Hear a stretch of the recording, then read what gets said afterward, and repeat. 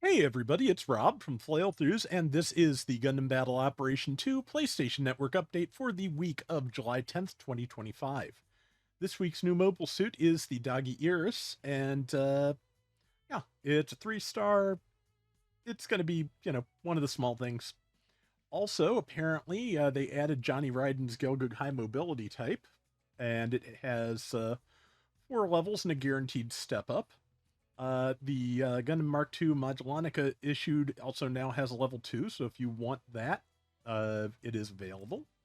And they're still doing the pre-anniversary event free spins, so it's not the worst news.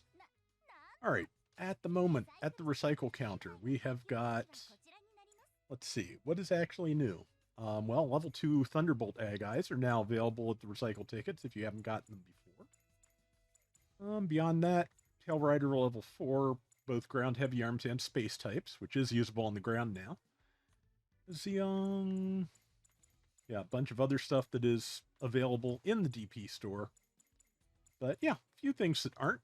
So, and those Agis are pretty ubiquitous, honestly. They're everywhere. Let's see. New to the DP store, we have got the level 2 of the Garibaldi Beta high mobility type and the Jim Sniper 3 mid-range support unit. Both pretty good supports, and their weapons are available if you need them. I have all of that, so yeah, nothing new for me. But yeah, I'm going to take the free spin, and then since there's no half-price spins, I'm going to be stupid and get that Gelgoog because I want it. And I guess that's not stupid, but I'm definitely not really saving for the anniversary, even though I probably should be. Alright, we are getting at least a 2-star drop, of course. It is silver, yeah, so 2 stars most likely, and level 4 capsule. Yep, so... alright, yeah, let's get that level 1 Gelgoog, and we'll look at the stats, and then we will call it for this week. Speaking of Gelgoogs, I hope everybody who wanted the new higher levels of Char's Gelgoog were able to get it. Because, yeah, I like that machine. So, I managed to grind out the last of the damage requirements last night, so I'm happy to have that. Okay, R4 beam rifle. Another bronze. Dwedge custom. Okay, a silver. Cubile Mark II beam gun level 3. Nothing particularly special, but let's see. Gauge Gundam booster. I've been getting a lot of those lately. As you could probably see from the enhancement points maxing out for me. But prototype large heat saber. Yeah, it's, standard drops. I lucked out. Sir Gaia got in the light type gun cannon in the Gan Hakuji packs, so I've got those on order. And to be honest, after it's kind of been a week, I could use the dopamine. So they're not going to get here for a little while yet, but yeah, just happy to have a pair locked down. Also, keep an eye out on domestic sellers, particularly on eBay, because the Red Gundam is showing up now. So if you've been wanting to get that, it is available at a much better price than I paid. So, and it's a nice kit. And yeah, bunch of repeat stuff, but ultimately there will be a Gelgoog in it for me, so I'll take that. Ah, we're getting the fancy Medea animation for said Gelgoog. And modification kits. Alright, it is a 450 raid usable in ground and space. Let's take a look at the more specific. Oh, this is gold. Nice. Yes, it does count as a monthly MS if you're trying to reach higher levels of metals here. So, yeah, on my way to looking at that, okay. Okay, well, now this week, if you want the level 1 and 2 Char's Gelgoog, if you missed those before, you now have a chance. Let's see, 3 special battles, 36 battles overall, 9 rated matches, personal score of 120,000. And that's until the 23rd, so you've got 2 weeks to do it. That's not bad. And also, if you need modification kits for 5 stars, those are available if you get that personal score of 120,000. So, yeah, it's decent. All right, Johnny Ryden's Gelgoog.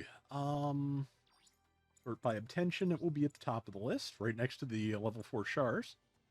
All right, yeah, it is a 450 usable on ground and space. It's a raid, melee priority 3, space compatibility. So, as always, a little bit more, I think slightly increased mobility and a few better like mobility based options in space.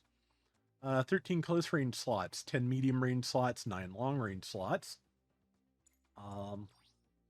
I guess I'm just doing the full test drive here, less the test drive part. So yeah, we'll just, take a look at the suit and then I'm sure I will get around with it as soon as I can. 1 point of melee resistance at 550 expansion points, 1 point of range strength at 1110. 1480 gets you 100 shield hit points.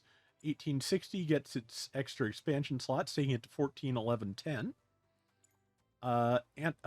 If you pay to break the first limit and get it to 3720, you get 5 melee defense and 5 range strength at 5580 if you break the second limit.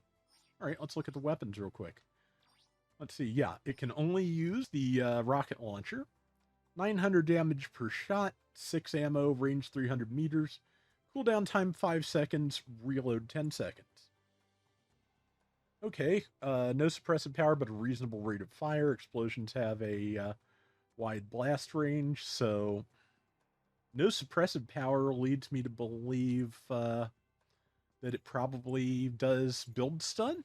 I have a feeling it probably fires in volleys. We'll find out.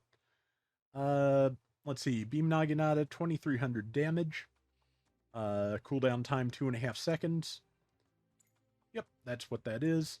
Okay, it has the beam rifle as a sub-weapon. 85% damage per shot. Or 85% heat per shot. 1700 damage. Range 350 meters. Cooldown between shots 4 seconds. Overheat time 13 seconds. Charge time 2.5. Okay, this version stuns uncharged and pierces with charging. I like it. All right, it also has the standard giant bazooka, so yeah, Johnny's carrying everything. 1900 per shot, 6 ammo, 300 meter range, cooldown time 6.5 seconds between shots, reload time 12 seconds. Projectiles slow but powerful, explosions have a wide blast range, easily staggering foes. Yeah, so like I said, I have a feeling that's going to be rapid fire, just because, yeah, the low damage doesn't make sense to me otherwise. 4,500 damage shield, or 4,500 hit point shield. No special abilities to note. Assault booster level 1, so it boosts a little bit, or it jumps a little bit faster and charges its jumps faster, and also is harder to stun when jumping. Melee composite system. So yeah, that covers both balancer and melee combo controller level 1. So yeah, 2-hit melee and balancers. And back level 2, which makes it easier to come out of a boost in space and up your turning speed a little bit as well. Maneuver armor level 2, so less stun taken while boosting, and also slight damage reduction while boosting. Force Injector 2, so you can change directions mid-boost relatively efficiently. Enhanced Tackle 2, so extra tackle distance and extra damage.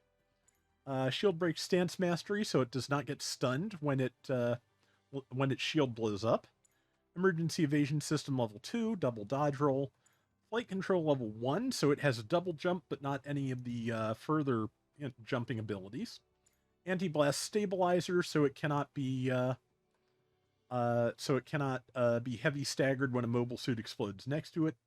Special leg buffer level 2, so 15% damage reduction and stress reduction to the legs, or wear reduction. I don't know how to make that term, but either way, less location damage and less hit point damage.